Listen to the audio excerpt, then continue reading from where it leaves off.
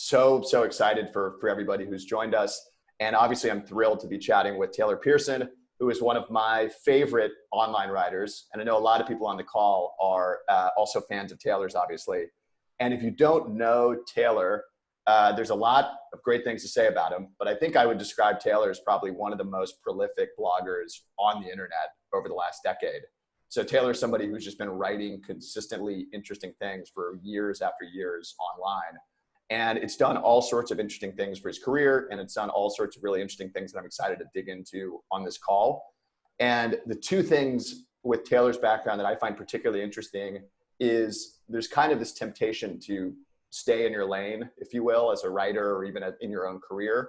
And something that Taylor's done every kind of few years is start to explore really interesting new territories. So he's written about everything from marketing to investing to decision-making, and more recently to like cryptocurrency and blockchain. And I think like that's a really kind of exciting thing to be able to develop your work alongside your curiosities. And the second thing that I think is really interesting about Taylor in particular is that he's used writing as kind of a springboard for doing and for actually being kind of a practitioner of a lot of his ideas, right? He's not, just a theorist. He's actually out there being an entrepreneur and a founder, helping to start companies, helping to advise companies and invest in them. So I think that's just a really great kind of yin and yang relationship between the writing and the doing that I'm excited to explore more into. But Taylor, feel free to add any color if I've missed anything about your background that seems pertinent. No, yeah, I think I've sort of been, I guess, call it blogging, writing online since maybe 2012. And not professionally, but, with some business career intent. And yeah, I'm happy to be here. Amazing. Well, I'm going to start with how I came across Taylor's work, which is his book, The End of Jobs, which it's one of those books with the perfect title because it does perfectly capture the core idea of the book. But if you haven't read The End of Jobs, it's a book about how the internet and technology is kind of, I don't know if disrupting is the word, but changing the nature of what it means to build a career, and how kind of going to find a job or find a career is really shifting into kind of creating your own job and creating your own career. And the one big impact the internet's had that I really want to hone in on today is the opportunity to publish your ideas for free to anybody online. Like anybody in the world can read your stuff. You can share your ideas with anybody you really want to. You don't need a publisher to do it. And I'm just curious to start there with Taylor, and maybe curious to hear how you think about the opportunities that writing online has presented and kind of the ways in which people can use writing online to more or less impact their career that maybe just wouldn't have been possible, 15 years ago. Yeah. Well, thanks for having me. Excited to do this. I guess I got really fascinated. One of the ideas I talk about in the book is this idea of the long tail, which was an article that became a book from Chris Anderson, who was, I think he was the editor at Wired, was his most well-known role. But, it was the idea that if you think about how things work in, the analog world, you have these, you have transaction costs. The classic example is selling music online versus selling music at the CD store, right? If you're stocking CDs in your CD store, and we don't have CD stores anymore, so this doesn't work as well of an analogy, but 10 years ago we did. It costs you something. There's a real estate cost. You have to keep that physical thing there. Whereas the marginal cost to having another song on iTunes is basically zero. There's sort of no additional marginal cost. And so I think that opens up some really interesting sort of career opportunities, right? All of a sudden there were all these niches that weren't economically viable that suddenly became economically viable. So one of my favorite examples is there was a woman who, she has her whole career is she makes songs for sailors. She's really into sailing. And so she would record these CDs about sailing songs. I don't know anything about sailing, but, and you couldn't that doesn't work in a CD store, right? There's no CD store that sells enough copies of Songs for Sailors Ballads Volume 3 to make that an economically viable thing. But if she's just uploading the files to some, Amazon or database or whatever, and someone's, paying for them and downloading them online, it totally works, right? There's probably, I don't know, $200,000 a year of people that want songs about sailors, and that's it. That's a business. That's a totally viable thing. And so I think that's kind of, this newsletter trend, and as we're seeing more people writing online, I think it's just similar calculus, right? It's do you really want a newspaper column I'm trying to think, someone that just like looks at GAAP financials of companies, like probably not, right? Like you're never going to get like a mass distribution, but like, are there like 1,000 people that are investors that really care about consumer staples GAAP financials reporting that would like pay $50 a year to like get that analysis? Like, totally, right? Like you don't need that many people to sort of make that a viable thing. So I think that sort of idea of the long tail is the frame which I seem to think about it through. Yes, I'm kind of curious, maybe in your own career, how writing has been a source of opportunity for you, and maybe how you've thought about what are some of those long tail niches that you want to write about and become kind of an expert in. Just curious to maybe hear how you kind of applied some of those same ideas to your own, the past 10 years. Yeah, I really think about it. Writing for me has always been like a form of like optionality. And so I got this idea from a guy named Nassim Taleb that probably most people have heard of. He has a book called The Black Swan, most famously. He was an options trader. But like the idea of options trading is you're betting on something relatively unlikely, but more likely than people expect. So, let's say there's something that pays 100 to 1 and you can get 25 to 1 odds. 25 to 1 odds aren't good, right? You're only going to win 4% of the time. But if it pays 100 to 1, it's still a good bet, right? Like you sort of make more. And so I think, that's a positive expected value option, you would say. And so like, I think of sort of writing in those same terms, right? It's like you write these articles, and like my experience is like, there's probably like 10 articles that I've gotten like 80% of the ROI out of, 10 out of 300 or like, it's extremely concentrated. Like some of them, I just happened to hit at the right spot at the right moment, and the right people read it and shared around and whatever. And like a lot, and most of them are duds, and some of them, some are sort of like moderately in between. So yeah, that's the way it's like, I had these sites or articles on my site or other sites, and they're sort of hanging out there, and just like occasionally interesting things come out of those, whether that's, speaking stuff, or I've built a lot of my consulting business around my writing, or, other business and partnership opportunities. Pretty much all of that has happened through writing in some form or another, either like blog, newsletter, Twitter, etc. Yes, something I'm really curious about that we talk at Compound a lot is about is how do you pick what the heck to write about? And like, of all the interests that you have, how do you kind of choose what to invest your time in? So I'm really curious to hear how you maybe think about that, if there is a process for you on deciding like, okay, I'm going to write, over the course of years, write 300 posts. How are you deciding what's kind of worth the time to go into? What's kind of your driving motivation for each thing you write? Yeah, it's really hard. I mean, I guess I've been doing this for a while, and like I still find it really hard. Like I probably have like, 20 things I'd like to write about right now. And like realistically, like two to four of those, maybe like I'll actually have time to sit down and like write a piece about. So I think one of the biggest things, and you mentioned sort of like I've written about, I don't know, my site's kind of like weird, right? There's some like investing stuff and some crypto stuff and some marketing stuff and some decision-making stuff. And I guess I'm a really big sort of believer in this idea of like optimizing for interesting. Like there's a really interesting paper by this guy named Jürgen Schmidhuber. I'm sure I'm butchering his last name, but he was like one of the early AI guys. I think he's at Google now, like something neural nets. I don't understand how that stuff works, but basically his idea was like the emotion interesting was this like emotion that evolved for indicating to people sort of like where they have the ability to make intellectual progress, or he calls it like compression progress, right? It's like, oh, this idea is really interesting. And like usually what that means is like there's like a couple things floating around it that you can like maybe fit together and like have some some, not necessarily novel insight, but at least like a different way of looking at things. So that's like at a first pass, like whatever I'm kind of most interested in tends to be kind of what leads. I think the other factor, like if I have a really good story, like that matters a lot. Like articles that I have that I think are mediocre conceptually, but there's like just a great story tend to do well. Like stories really matter. And then, I tend to focus it around I do have sort of like underlying business objectives, right? Like I want this article to generate consulting leads, or I want this article to generate speaking gigs, or I want this article to do. So there is some sort of like business logic to why I'm writing this thing. So I'm just really quick, you mentioned stories really matter. I'm curious, like just a little bit what you mean by that. And like, if you could elaborate a bit on stories being important and kind of what you mean there. Cause I think that's something that probably a lot of people are sitting on interesting ideas, but it's like a question of how they frame it for other people to find really compelling. So I'm just curious to hear a bit more like what you mean by that.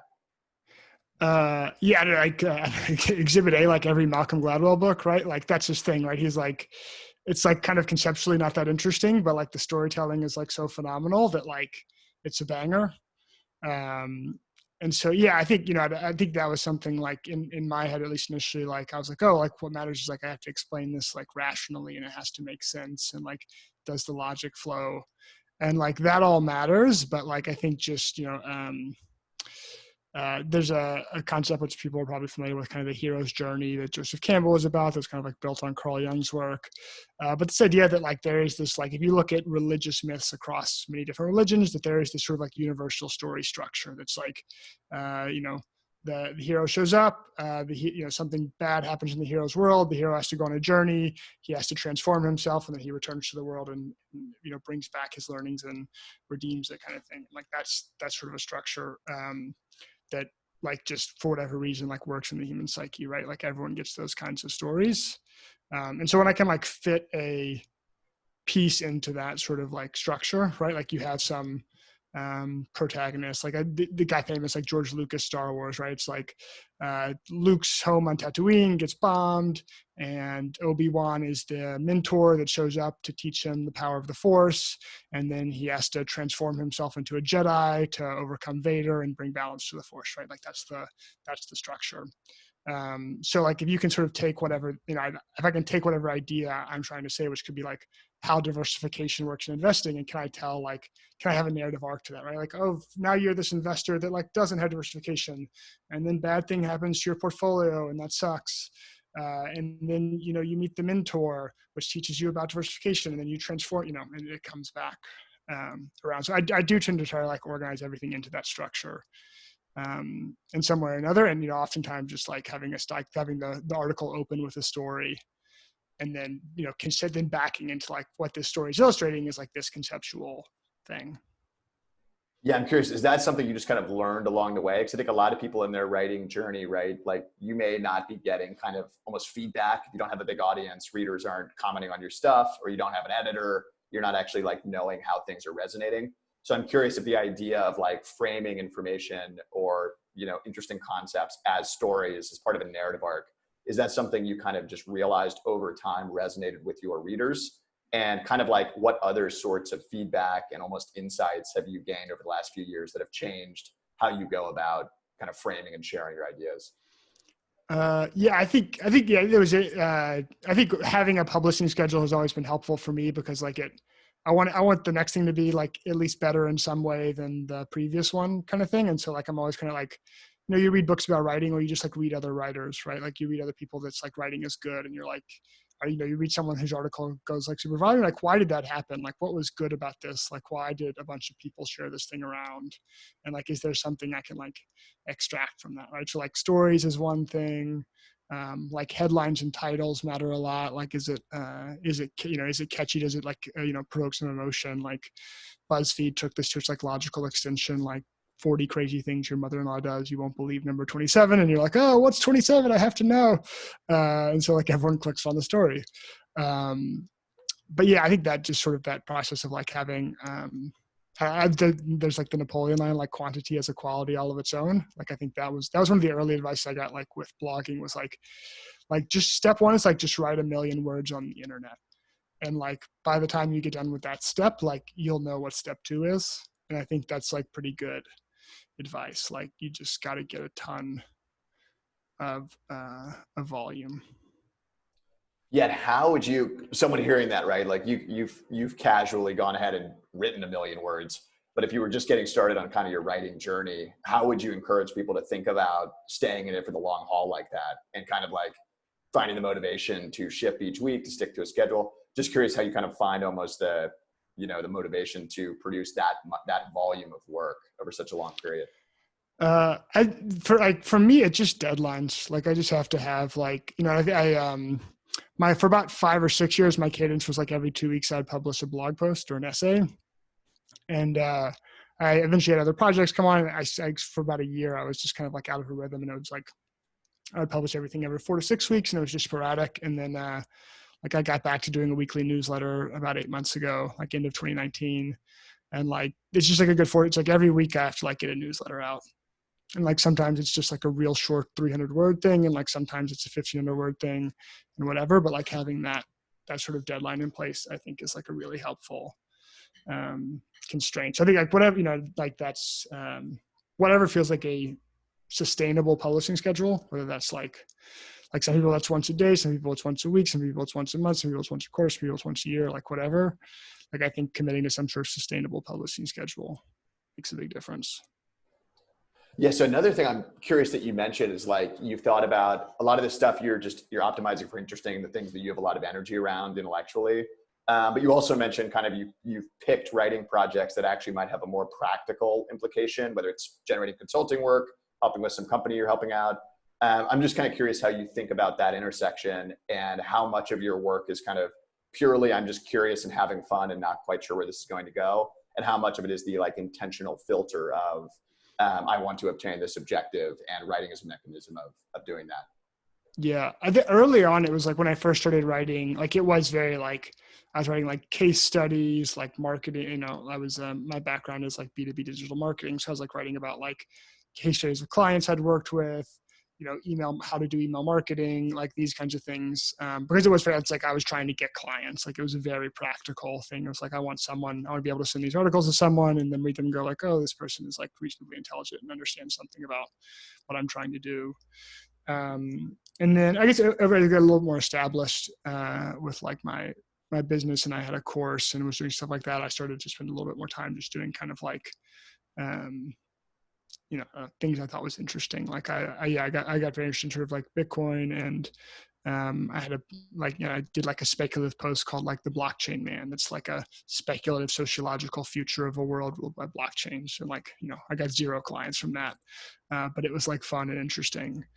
And I met some interesting people, like that. It was an interesting group that read that or whatever. But yeah, and now it's more, I'm kind of more in like, I guess, business mode again. And so like almost everything I'm writing now is like, I have some business objective I'm trying to achieve with this. A lot of times like with the newsletter now, I'll have a bigger piece, like a 20,000 word piece I want to write, and I'll try to like break it up into chunks and like publish like the different versions of the chunks in the newsletters, and like see what people respond to, and like see what gets good open rates and see what gets good replies. And then like try and condense them down into a bigger piece. I try to get, if I, in an ideal world, I try to get like multiple platforms out of each piece. Like I have, some of it goes on Twitter, some of it goes on the newsletter, some of it goes in like a longer form essay, and then maybe some of it goes in a book. And it's, it's changing between, I'm just kind of trying to evolve it based on, the feedback and what I think sounds good or whatever. But yeah, I do try to like, if I can get multiple uses out of one sort of chunk of content or whatever, that's ideal. Yes, that was actually something I was really curious to explore. I definitely kind of buy into this thesis of like, if you invest the time in writing kind of this long form piece, then great, you can have all this spin-off content, great tweets, little summaries, a summary you can put in your newsletter, some concepts you can go back and cite later. And it's almost like in a lot of ways, a high leverage activity very often to invest in that first long form essay or draft even. And I think for a lot of people, that's still very challenging to do. And one of the things at Compound we've been talking a lot about is like, in a world where everybody can publish, there's kind of a lot of competition for people's attention. There's obviously a lot of good stuff out there. And you mentioned kind of quantity being a measure of quality, being kind of a leading indicator or a lever for creating quality work ultimately. But I'm really curious to hear about your actual process to produce work, and specifically how you work with maybe an editor or the feedback you get from your readers to help kind of take maybe a modicum of an idea and really start to create kind of one of those timeless pieces that's just going to live on your, be a bat signal forever for your work. I'm just curious how you actually work through a long form essay and like actually ship something every week, every couple of weeks. Cause I think it's very hard for a lot of people to do that. Yeah. Yeah. So I usually, I just have an Evernote notebook of like essay ideas, and like, I just write, every time I have an idea, I write stuff in there, and like maybe I come up with like 15 or 20 a week. And like maybe, and then I do one newsletter a week. So it probably, I don't know, I come up with 10 or 15 a week maybe, but anyway, maybe one of those makes it into the newsletter. And then, that sort of becomes a bigger piece. At least like with big, I'm working on a piece now on like long volatility and tail risk investing. And it's probably gonna be like 20 or 30,000 words. And so like, I have like, I want to tell this story somewhere and I want to do this. And I'm like breaking these up into chunks and I'll publish these as like separate newsletters. And then I'll have to go in and like figure out how to combine them all. And like, that's, it takes just as much time or more time to like put it all together as it does to like do just take the pieces kind of thing. So I usually have like, I don't know, a half a dozen like work in progress sort of pieces. Like I'll work on it for a couple of days. It'll be in a Google Doc somewhere, and then I'll come up with more stuff that I want to add, and I'll like add it into the Google Doc, or I'll read something. I'm like, I should like work this in. That's a good example. So yeah, that my general usually like Evernote. I'll have like a draft at some point. Usually like the draft sits for a while and I'm like thinking of other things and I'll add stuff to it. And it's kind of just like, that's my research process. I'll get interested in the thing and I'll write the first draft and then I'll keep sort of adding to it and fleshing it out. And then I've been working with the same editor for a long time, named Alyssa Doucette, she does like, if you have a company with a content marketing blog, they help do editing stuff. They're great. Her company's called Craft Your Content. So she and like her editorial team is like kind of the first pass of like, does this make sense? Is this any good? And then usually I'll send it out to, I guess depending on the piece, like a longer form, like a big essay, like the one I'm talking about. I'll send out to maybe like 6 or 8 people. And then usually try and do a mix of like, subject matter experts. So if it's a piece about Bitcoin, like I'll send it to 3 or 4 people I know they're know way more about Bitcoin than I do. And I'm like, is the way hashing is explained here, like correct in terms of like how it's implemented? Cause I don't really understand that well. And then, half the group, maybe more someone that's like, an interested novice in the topic, right? It's like in the case of Bitcoin, like they've read a few articles and like, maybe they like own $100 on Coinbase because one of their friends told them it was cool. But they're not like working in the industry or something. So those 2 perspectives, I think I can that helps me. I feel confident that like, this is like accurate. Like I had 3 smart subject matter experts read this and tell me it wasn't wildly inaccurate. And then, 3 or 4 novices say like, yeah, this made sense. And like at that point I feel like, okay, this is at least, decent. Yeah. And I'm curious. And by the way, thanks, Stephen, for reminding everybody. If you have questions, we'll do a Q&A in about 2 or 3 minutes. So drop them in the Q&A box and we can just start creating the queue here. So feel free to just type and submit some questions to Q&A.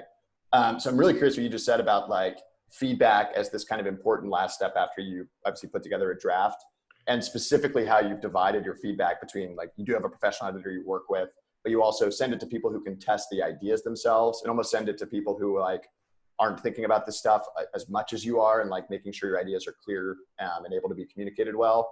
And definitely one of the things we're thinking about at Compound is like feedback is like the thing that nobody talks about, but is actually this huge lever for the quality of your work. And I'm curious if you agree, and I'm curious if editing and feedback has been something that over the years has really changed your approach to your work, help you find blind spots, help you really like change your style. Just curious to hear in general how that's changed the nature of the stuff you produce. Yeah, I would. I think, and I've sent around like early copies of like book drafts to a lot of people. I would say most editorial advice is bad. I wouldn't say that. Most people, like when you just send sort of like general feedback around, people are really good at, if they don't understand something, they know they don't understand something, or if something sucks, they know it sucks. Very, very few people, really only like in my experience, other like fairly experienced writers can like tell you how to fix it or make it better. And so I find the editors are really helpful for like, this is bad, or I got bored at this point, but like figuring out how to make it good. That's, the only way that like you have to do it yourself, or you have to find like, in my experience, someone with like a fair amount of writing experience to understand like what's going on in the piece, kind of thing. But, and I've had a few people that have, friends or editors I've worked with that like are really good in that way. And like, they can say like, one of my friends, Jody Ettenberg, has edited some of my pieces and she's like phenomenal. But she's just a very good editor. Like she can say like, one of the things she taught me was if you ever read like Michael Lewis pieces, big like Michael Lewis fan, The Big Short and all that stuff. But yeah, the one I read a piece with her and she was like explaining to me what he was doing there. There's one, I think it's called Greeks Bearing Bonds. It was like 2013, 2014 when the Greek sort of like sovereign debt crisis was unfolding. And he like went to Greece and he's like interviewing these. And so like the opening scene is he's like at this monastery on like a remote Greek island where he's with these like Greek Orthodox monks that have like been around for 1700 years. And like somehow they like own a ton of Greek sovereign debt or something. And it's like, and then it's like, then you're like, okay, like why is he on the island? Why do the monks own sovereign debt? Like, how are they, like, what's, you know, and so it's this idea of like, you start in the middle, right? You take a lot of, if you read like, you know, generally like Atlantic or New York or like long form, it's like, it's like you start and there's a scene and you're like, oh, it's in, or like movies, like most movies do this. Really, I like the opening scene of The Matrix where like Neo's at his computer and like the crazy, like it's like he has some interaction with like Morpheus or whatever, and you're like, what's going on? Like this is kind of thing. So yeah, and I think if you listen, other like people I consider good writers that I've talked to, like most of them have said they've had a really good editor that they've worked with at some point in their career. But yeah, I guess in my head, there's like professional editors that like really can do the hell. And then I think also just like knowing where things are bad is really useful. Like it's hard, like when you're way into a piece, it's really hard to know, like, you know, this section sounds great to me because like I've been working on it, it's my baby, but like someone else can come in there and be like this 3,000 word chunk is like really boring and like you need to cut it or like make it better. So that, yeah, I found that super helpful as well. Yeah, I'm just curious before we switch to Q&A, what are some of the other things that maybe like you notice novice writers doing that are like the consistent, you mentioned like start in the middle is a great way to like intrigue people in the introduction of the piece. I'm curious if there's any other kind of like common, like the throat clearing thing, going way too much into detail. Just curious if there's other like common writing practices that you've really started to internalize that maybe folks in the beginning of their writing journey don't quite grasp yet. I'd be curious if there's more like that start in the middle advice that would be helpful. Yeah, my writing style is like very conversational, and I find it's like I kind of like copywriting was like part of how I sort of like learned about writing. So like, and I feel like most like internet writing is like pretty conversational. You read someone like Ben Thompson that writes Stratechery, that's like a very professional thing that, you know, investors and whatever are reading. Like it's pretty conversational writing. So it's like you can imagine having a conversation and sort of like there's like no big words, and so like, you know, whereby one thus induces the new. It's like no, it's like, you know, the guy did the thing and it was cool. So I think that's like just like making it be conversational. And just having it like flow well. I think like it's going back to the hero's journey. Like I think structure is like really, really important. And you should just pick a stock structure and fit the piece to the structure.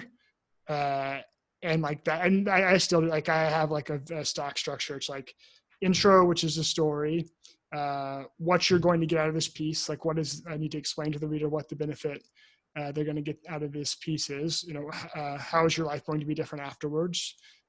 How does it work? You know, how does it work emotionally? How does it work physically? How does it work literally? What are the action steps? How do you implement it? And then like conclusion, summing it up. And so like every piece I write like starts with that basic outline. And then like, as I edit it and I move around, I'll like move pieces around, but like, you know, it's, I think having just like a really stock structure that you start with. And if you like, sales letters, like copywriters that write sales letters, like will frequently say like getting the order of the things in the sales letter right is like more important than like actually writing good copy, right? Like if you like when people, it's, you know, if you're trying to write something that's like, you know, I think mostly people writing, you're writing something that's intended to be rhetorical. You're trying to convince someone at some point.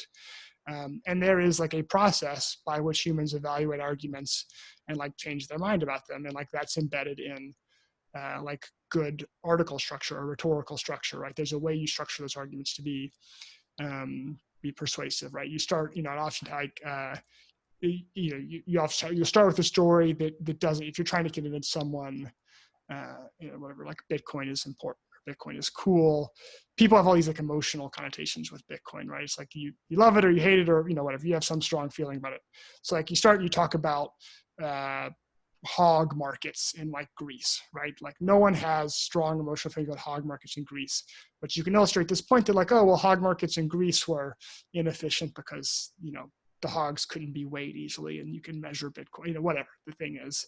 And then you can kind of like back into it. So that's another like just rhetorical device that I think is useful. Well, amazing. Well, we'll switch to Q&A. I'll do one more question, then we'll switch to Q&A. So if anybody has any more questions, go ahead and type them in now, and then we'll start calling on folks. But one thing I'm curious is, having learned kind of everything you've learned over the last few years, if you were kind of starting from scratch today and wanted to share your ideas online more frequently for a lot of the reasons that you mentioned earlier, I'm curious, would you kind of take the strategy that you've taken to date, which is a personal site, a newsletter, and a blog? Or how would you kind of approach today if you were just getting started as a writer with no audience?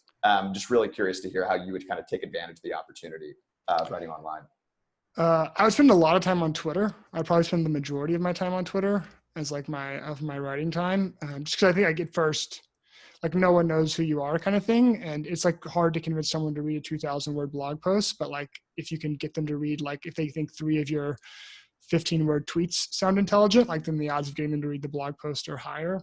There's a great blogger I've been following. It's breakingthemarket.com is his blog, and he's breaking the mark on Twitter.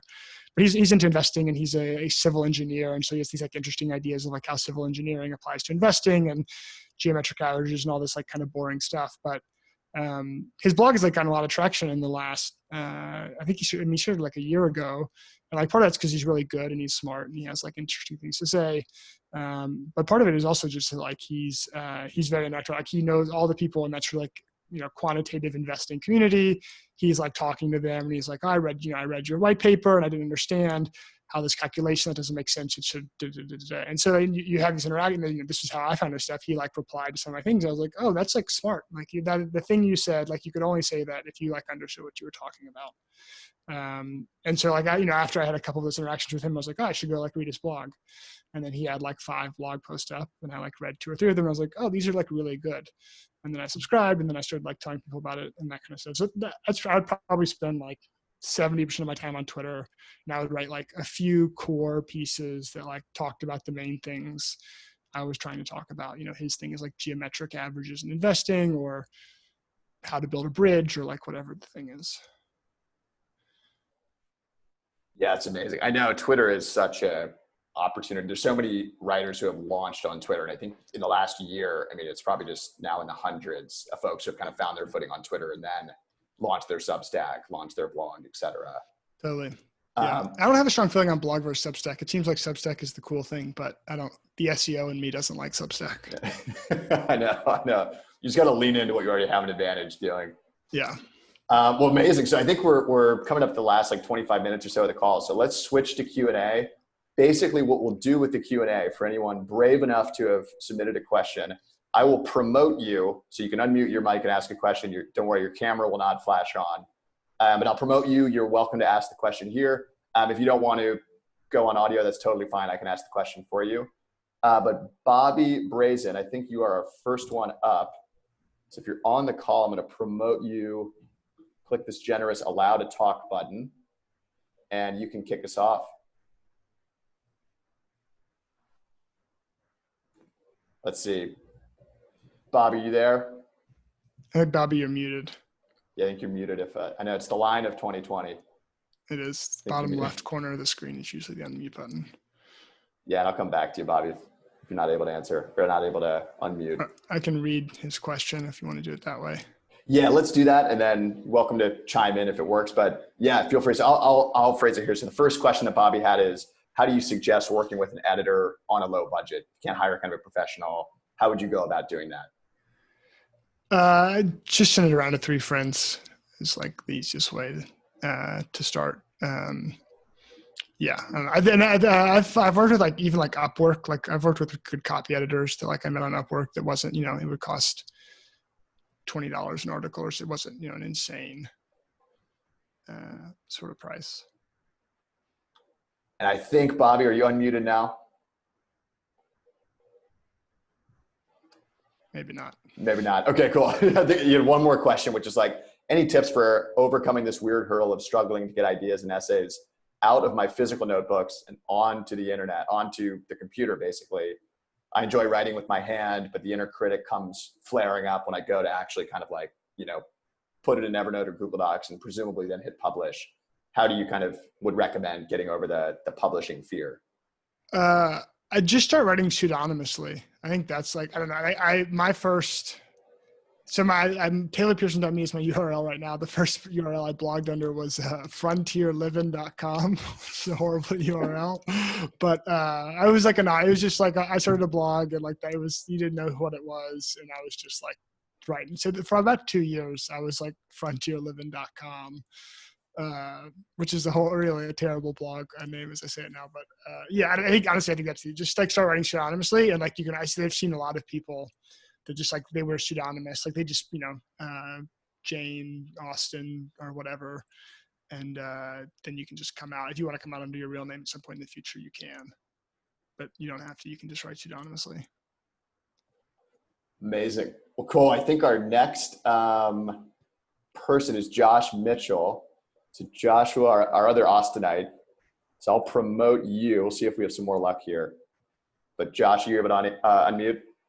Yep, I'm good. Awesome, man. Cool. Go for it.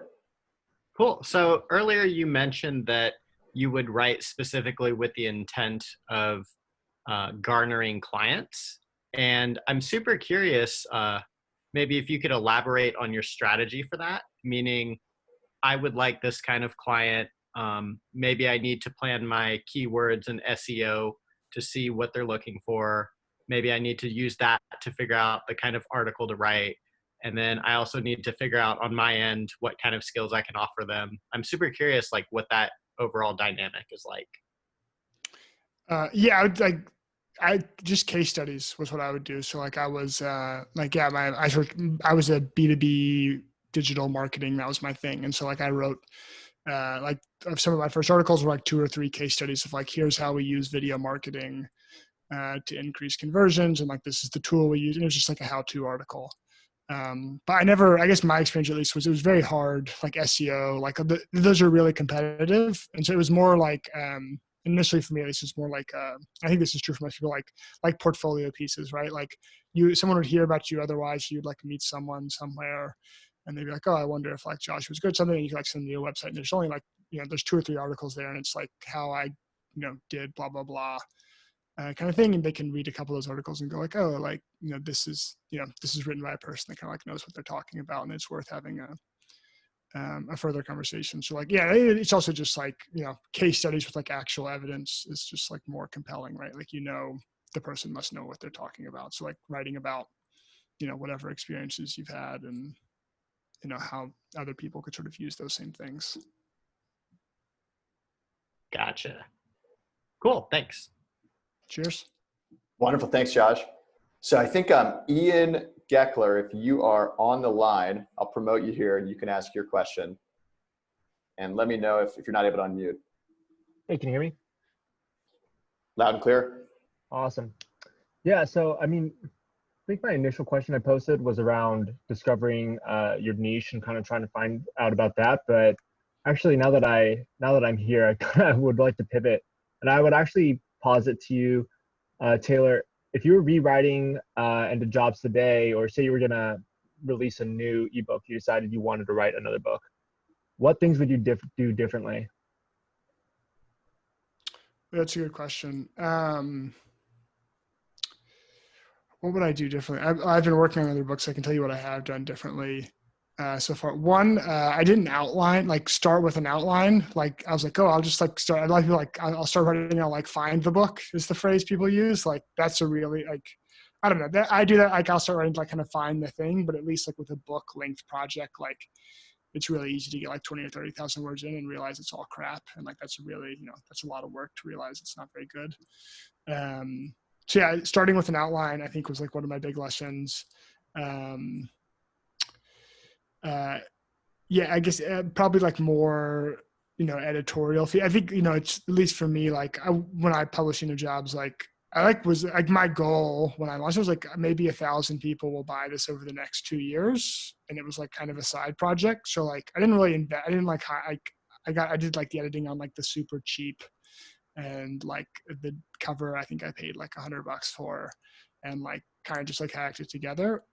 So that like the second time around, I'd probably like invest more in like working with a professional editor and like, you know, having a nice cover design, and that kind of thing. And then I think those are probably the two biggest. Like I looking back on the other jobs, like it's probably so a lot of it seems kind of like naive and dumb to me now, just like, you know, things I've learned since it came out. But I don't know, I think that's always the case, right? Like you always, I don't know, everyone I know that writes like hates their stuff from like 3 years ago because it's all like, you know, dumb, and they've learned how much better it is and all that kind of stuff. But I think that's just unavoidable. Awesome. Thanks for sharing. Awesome. Thanks, Ian. Cool. So I think our next question is from Zach Hagney, and I'll see if I can promote you here, Zach. But it's around kind of your schedule. Oh, let's see. Oh man. Okay. Older version of Zoom. So Zach, I can't promote you. Zoom, I guess, is being really selective with who can go live or whatever. Basically, do you have kind of a writing routine or schedule that you're committed to, or do you find time wherever you can? And just like, how do you kind of manage the actual like deep work of writing with the fact that you just have other shit going on? I try to do 90 minutes every day, but it usually at least one day a week I get cut off. Like something comes up with work and I like have to deal with some stuff. But I do have like a scheduled time. It's like 10:30 to noon every day is when I try to do it. So I like wake up and try to like, I'll usually get like an hour and a half of work, like try and get, you know, anything, emails important, blah, blah, blah. And then try and like have a 90-minute writing session. And then calls and everything else in the afternoon. And I would say I'm pretty, I don't know, 8 or 9 out of 10 days. I do that, and that's consistent enough. I can keep stuff moving along with that schedule. I used to, I'd say before, when I had a full-time job, I would just do it Saturday mornings. I would just do like 9 to noon or like 9 to 1 on Saturdays and just like try to crank out something every couple of weeks. Yeah, is there something psychological about having the calendar block? Because I wonder with folks who, this is definitely something I struggle with. It's like, okay, I make the time, but it's always the easiest thing to kick off when urgent stuff comes in. I'm just curious how you manage. Yeah, I don't know, my rule, when I had a full-time job and I was doing on the side, I would do Saturday mornings. My rule is like, I couldn't eat lunch until I published something. So like eventually it was like how hungry I was battling with like how crappy I thought the piece was. And like eventually I just got so hungry I didn't care anymore by like 3 or 4 in the afternoon. So yeah, I've always like, I have to have deadlines and I have to schedule time. I can't just like when it's convenient because it never works. Yeah. Awesome. Cool. So Sarah Campbell, you are next up. If you are free to talk, I'll promote you here and go for it. Yeah, here. Hey, thanks. This is great. I am actually just wondering if you could talk a little bit more about the Twitter strategy for writing on Twitter. It's something I don't know, like I've been on it for a long time and I'm probably just maybe too embittered at this point, but I'd love to hear a little bit more about how you, like how you've seen, like you said something really interesting just about replying to other writers and stuff. I just wondered if you could riff a little bit more there. Yeah, I guess that's the main thing. Is like, I gave the example of the breaking the market guy, but whatever year, I don't know. Yeah, I guess I'll use him as an example again, just because I'm familiar. But like, there's Twitter tends to have these sort of like somewhat insular subcommunities, right? Like there's quantitative investing Twitter, right? It's like the subsegment of Twitter of like people that are like the math guys and girls that are like really into investing and quantitative stuff. And that's where he just started replying to all of them, right? He's like, I read your white paper and like, and you can tell, like, I don't know what your whatever's design Twitter or like whatever, or developer Twitter or a marketer Twitter or whatever it is, like when someone kind of knows what, like you can ask interesting questions like you have. It's like, oh, like, well, when we tried to do this search engine optimization strategy, like, we found it didn't work for like ABC reason. And like I think people can like suss out fairly quickly, like, whether you sort of have something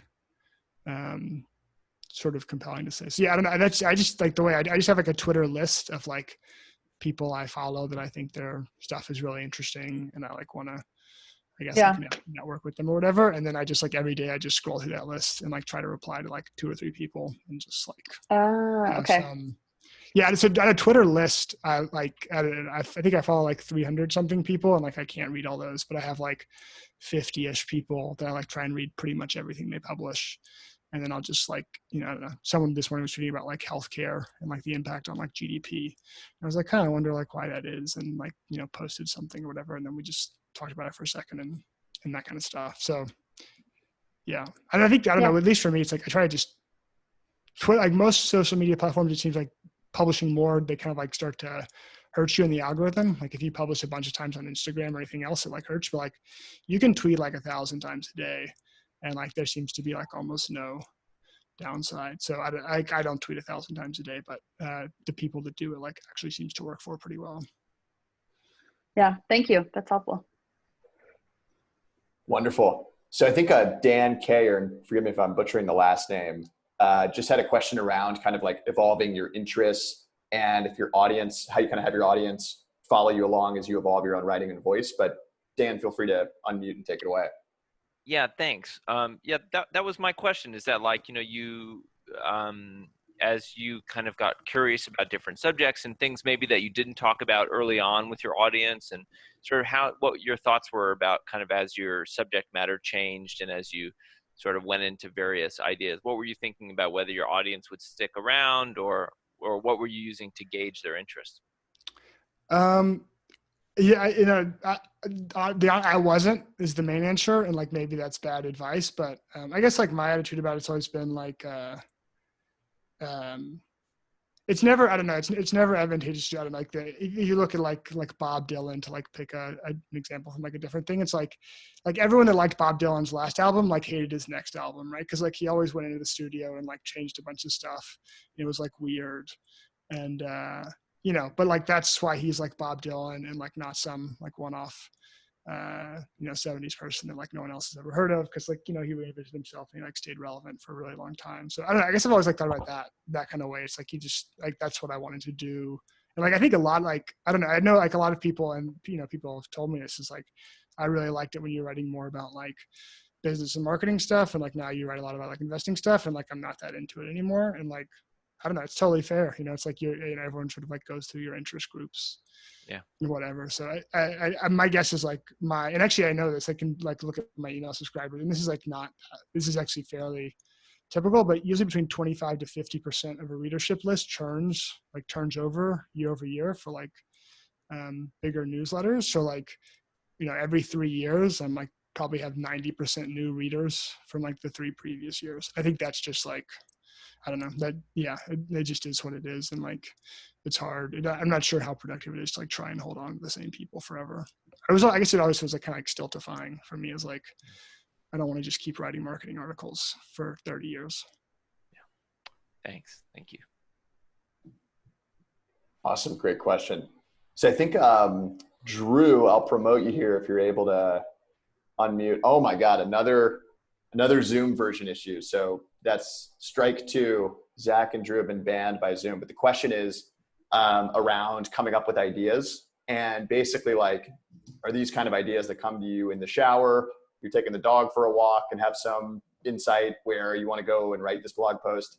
Or do you kind of like sit down and have a more like methodical approach around, what is the next big idea I really want to explore? Just curious how you kind of come up with ideas.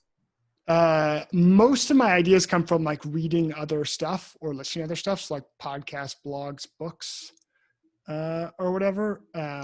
But yeah, actually, I'll pull up my Evernote notebook, and I'll just like tell you what the last 10 were and like where I got them from, and we can use that as a sample. But Awesome. yeah, there was I reread a post from a blog called Slate Star Codex. I think it's like the categories were made for man, not man for the categories. And I was thinking about like we shape the categories and the categories shape us. It was like a riff off the Marshall McLuhan. I was tweeting about it and someone replied. I was like, oh, that's a good line. I could like write an article about we shape the categories and the categories shape us, and like, how we define these buckets and whatever. Why ensembles are powerful. That was like a conversation I was having with my business partners. Like, oh, it'd be good to write an article explaining like ensemble investing and like why that makes sense. I want to write an article on geometric versus arithmetic averages. And that was from a book chapter, a book called Fortune's Formula. I read a chapter, I was like, oh, this is a really good chapter. I should like summarize this. Response thresholds, which was a concept I got from a book. I just wrote it, The World's Hidden in Plain Sight, the name of the book. A blog post on Age of Empires and different investment styles. I was tweeting something about like video games and like how they predict people's career paths. I was like, that'd be fun to like, you could do the different Age of Empires civilizations and like what careers people would go on based on their playing style.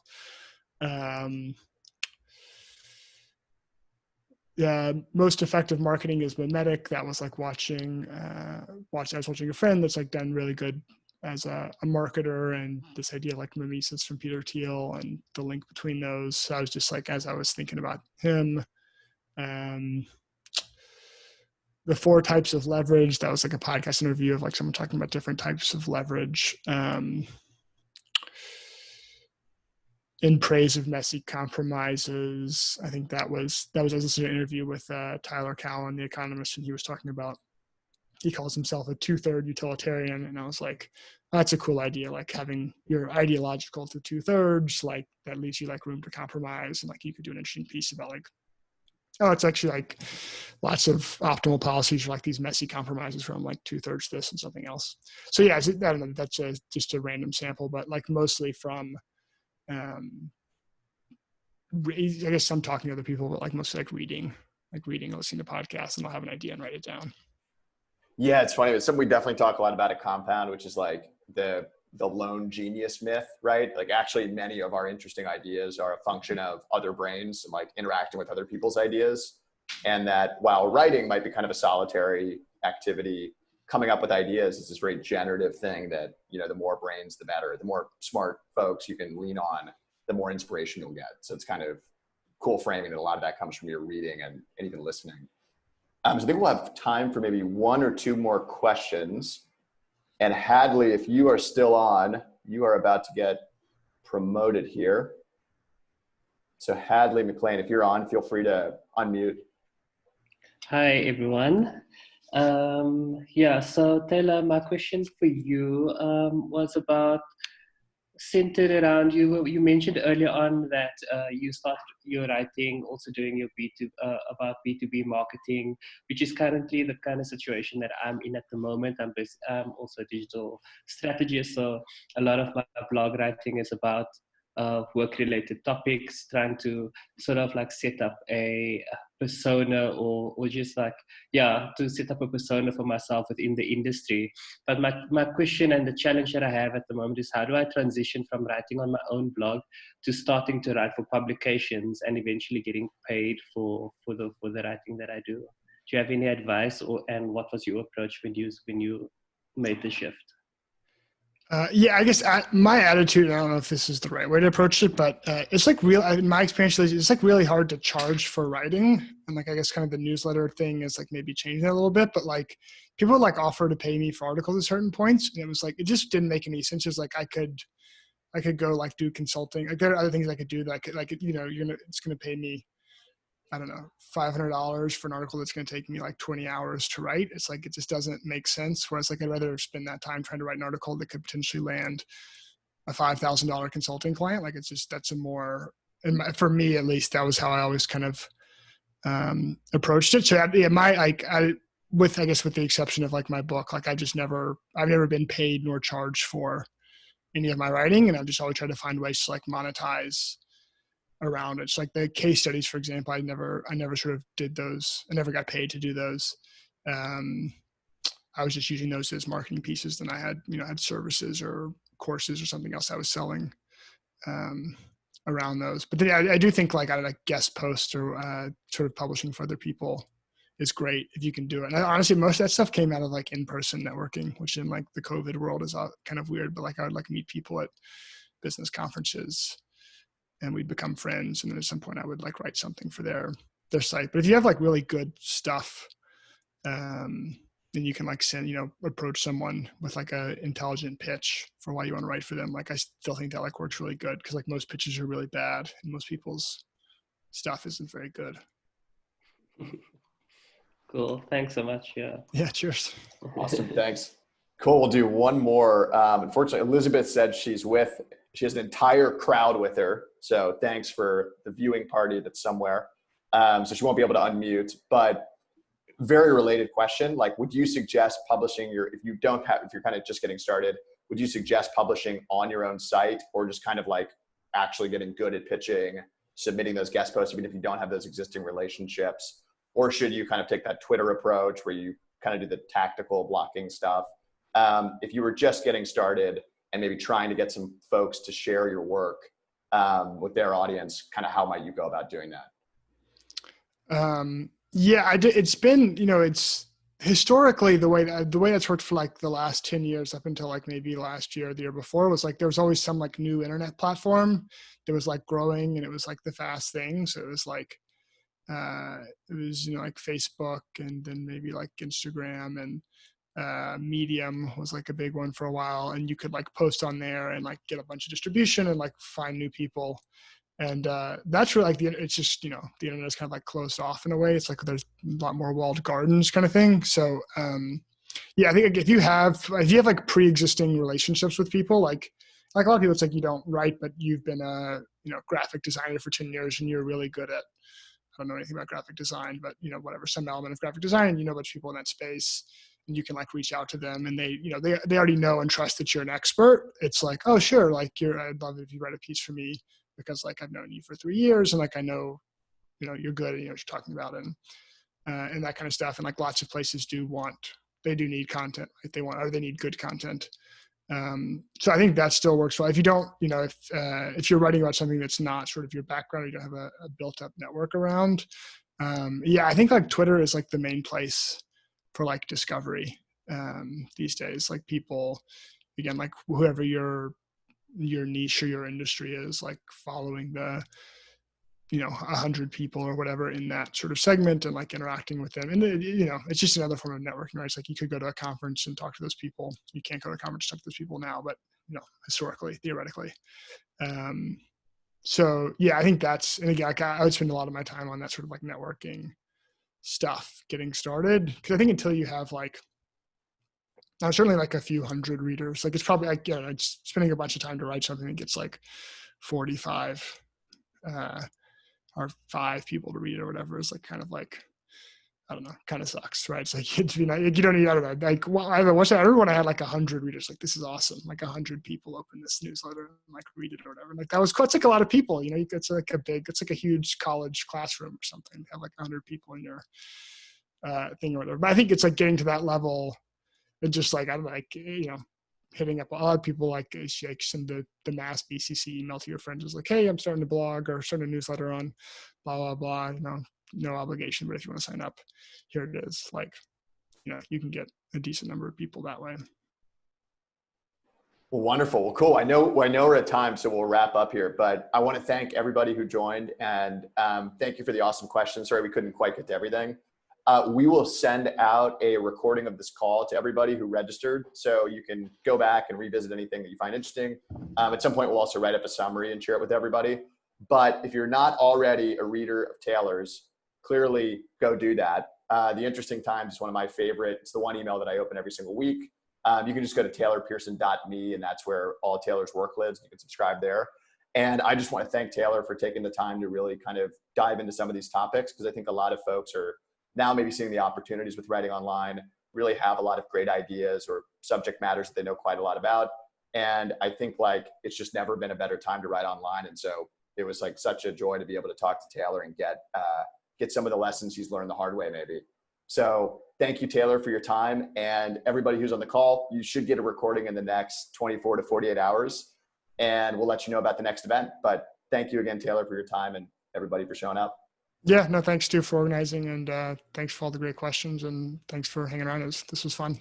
And yeah, so you can also, my Twitter is @TaylorPearsonMe. If you have any other questions, you just want to chat or whatever, drop me a tweet. Amazing. Cool. See everybody on Twitter. See ya. Cheers.